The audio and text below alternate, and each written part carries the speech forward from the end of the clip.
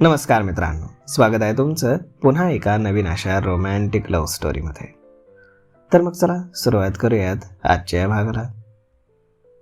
ममता, मला माहीत आहे, पण माईंचा यामुळे गैरसमज होईल. हे बघ ममता, मला माहीत आहे की हे सगळं तुला माई करायला सांगते. ती तुला इथे कुठल्या हेतूनं घेऊन आली आहे हे न समजणे इतका मी लहान नाही. मी तिला सांगून थकलोय तरीही ती समजून घ्यायला तयार नाही. पण तू समजूतदार आहेस, मला चांगलं ओळखतेस.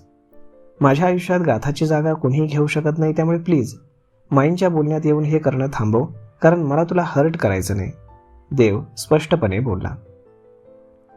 ममताला फार राग येत होता, परंतु तिनं ते दाखवलं नाही. इट्स ओके, बरं आता हे दूध तरी पिऊन घे. थँक्स. देवनं दुधाचा ग्लास घेतला.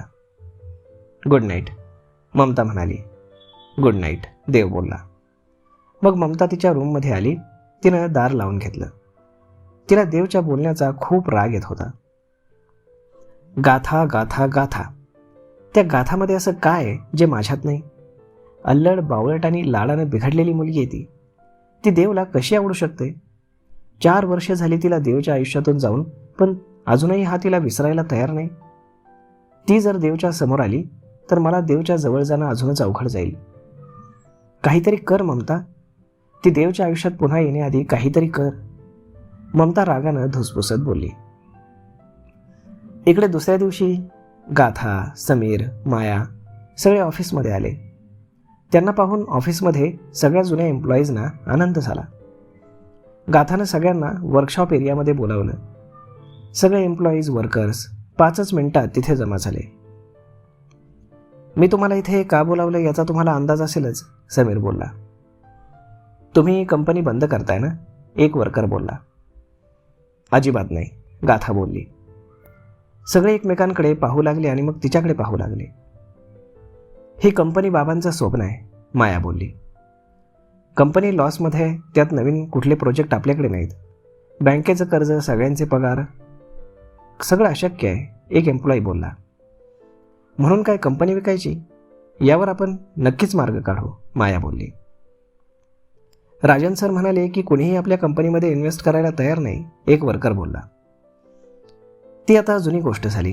आपल्याला इन्व्हेस्टर भेटलाय आणि नवीन बिझनेस देखील मिळालाय. आपल्या मेहनतीने आपण पुन्हा ही कंपनी आपल्या पूर्वपदावर आणू शकतो, समीर आत्मविश्वासानं बोलला आणि ते ऐकून सगळ्यांच्या चेहऱ्यावर आश्चर्यकारक हसू आलं. ही कंपनी बाबांनी जरी उभी केली असली तरी ती मोठी करण्यात तुमच्या सगळ्यांचे परिश्रम आहेत. मला मान्य आहे काही महिन्यांपासून तुम्हाला समाधानकारक पगार मिळत नाहीये, पण इथून पुढे तुमचे पगार, बोनस सगळं काही वेळेवर मिळेल. पण त्यासाठी मला तुमची सगळ्यांची साथ हवी आहे, तुमचा विश्वास हवा आहे. आय प्रॉमिस, काही दिवसातच ही कंपनी पुन्हा टॉपमध्ये येईल. गाथा खूपच कॉन्फिडन्सने बोलली आणि सगळ्यांना तिचा फार अभिमान वाटू लागला. द्याल ना आम्हाला साथ, माया डोळ्यात पाणी आणून बोलली. बिलकुल, सरपोतदार साहेबांचे फार उपकार आहेत आमच्यावरती. त्यांच्या अशा अडचणीत आम्ही त्यांची साथ अजिबात सोडणार नाही. ही कंपनी आमचं घर आहे आणि आम्ही आमचं घर वाचवण्यासाठी रात्रंदिवस मेहनत करू, वर्कर्स बोलले. मॅडम तुम्ही फक्त बोला, याच पगारात आम्ही डबल शिफ्टसुद्धा करू, एक वर्कर पुढे येत बोलला. थँक्यू, तुम्ही सगळे आपल्या कंपनीचा इतका विचार करता. प्रॉफिटमधील रकमेतून तुमच्या जादा मेहनतीचे पैसे तुम्हाला नक्कीच मिळतील, समीर बोलला. हे ऐकून सगळ्यांनी टाळ्या वाजवल्या. राजन आणि त्याचा मित्र सचिन मात्र मनामध्ये चरफडत होते. इकडे देव आणि ममता हॉस्पिटलमध्ये आली. 2-3 दिवसांपासून ते असे एकत्र येत जात आहेत हे सगळ्यांच्या चर्चेचा विषय बनला होता. राऊंड संपवून देव त्याच्या केबिनमध्ये आला. टेबलवरती एक आमंत्रण पत्रिका होती. त्यानं उघडून पाहिलं तर अक्षय राज्याध्यक्ष आणि अश्विनी धर्माधिकारी यांची एंगेजमेंटची पत्रिका होती. अक्षय राज्याध्यक्ष म्हणजे प्रतिष्ठित व्यक्ती. त्याच्या आईचं ओपन हार्ट सर्जरी देवच्याच हॉस्पिटलमध्ये झाली होती, त्यामुळे त्यांचे चांगले संबंध होते. फंक्शन आजच होतं. पत्रिका पाहत असतानाच देवला अक्षयचा फोन आला. हॅलो, देव बोलला. गुड मॉर्निंग डॉक्टर, अक्षय बोलला. Very good morning and congratulations. Thank you. तुम्ही इन्व्हिटेशन पाहिलं तर? हो काय, माझ्या हातातच आहे. ग्रेट. संध्याकाळी संस्कृती लॉनमध्ये सहपरिवार यायचं बरं का, मी वाट पाहतोय. थँक्यू अक्षय, पण मी प्रॉमिस करणार नाही, पण येण्याचा प्रयत्न नक्की करेल. प्रयत्न नाही डॉक्टर, तुम्ही यायचंच आहे. यावेळी मी तुमचं काही ऐकणार नाही. माझ्या आयुष्यामध्ये खुशीमध्ये तुम्ही सामील झालात तर मला फार आनंद होईल.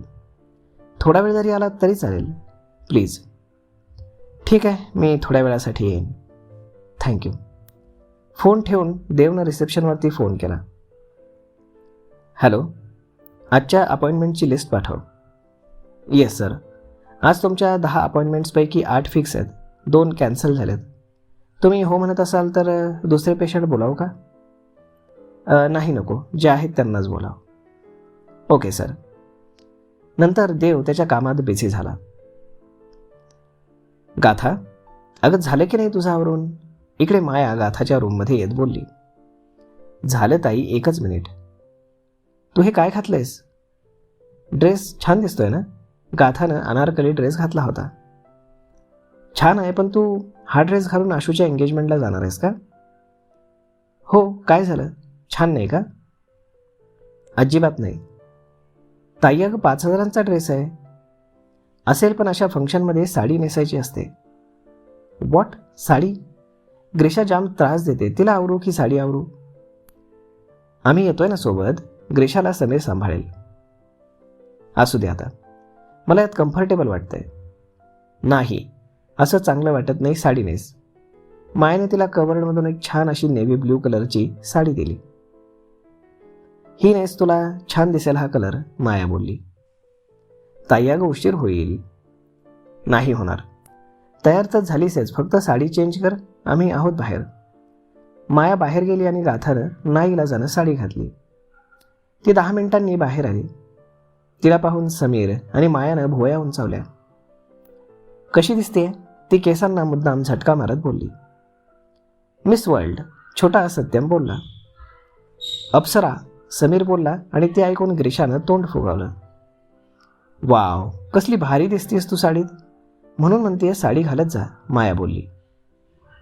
चला आता, उशीर होतोय, गायत्री वाट पाहत असेल, समीर बोलला.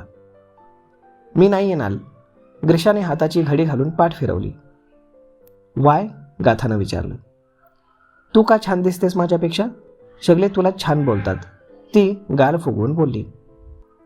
सगळ्यांना तिचं हसूच आलं. ती होतीच तशी. सगळ्यांचं अटेन्शन तिलाच हवं असायचं.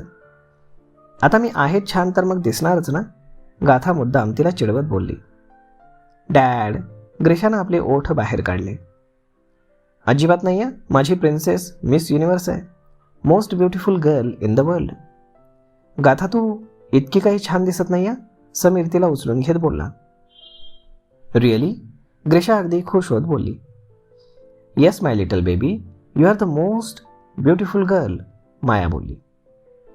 माऊ? ग्रीशानं बारीक डोळे करून गाथाकडे पाहिलं आणि तिने एक मोठा श्वास घेतला. येस, तू जगातली खूप सुंदर मुलगी आहेस, गाथा तिच्या गालावर हात ठेवत बोलली. लाईक अप्सरा? सत्यम बोलला. Okay, now I am coming. Grisha गाथासारखंच तिच्या इवल्याशा मोकळ्या केसांना झटका देत बोलली. थँक्यू. तिथं मस्ती करायची नाही आहे, गुडगर्लसारखं राहायचं, गाथा तिला समजावत बोलली. ओके. ग्रीशाने मध्येच मान डोलावली आणि मग सगळे गाडीत बसले आणि निघाले. तर मग मित्रांनो, पाहूयात आता पुढे काय होतंय ते. तोपर्यंत तुम्हाला आजचा हा भाग कसा वाटला हे तुम्ही आम्हाला कमेंट करून नक्कीच सांगा. आणि जर आवडला असेल तर आपल्या जवळच्या मित्रमंडळींसोबत देखील हा व्हिडिओ तुम्ही शेअर करायला विसरू नका. धन्यवाद.